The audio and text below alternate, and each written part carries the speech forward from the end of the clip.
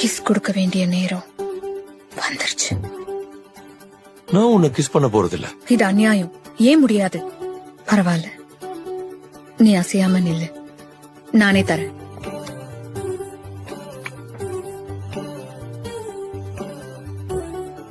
என்னது இது இப்படியா இருக்கும்? இல்ல, அது அசையாம இரு, நான் திரும்ப முயற்சி பண்ணணும்.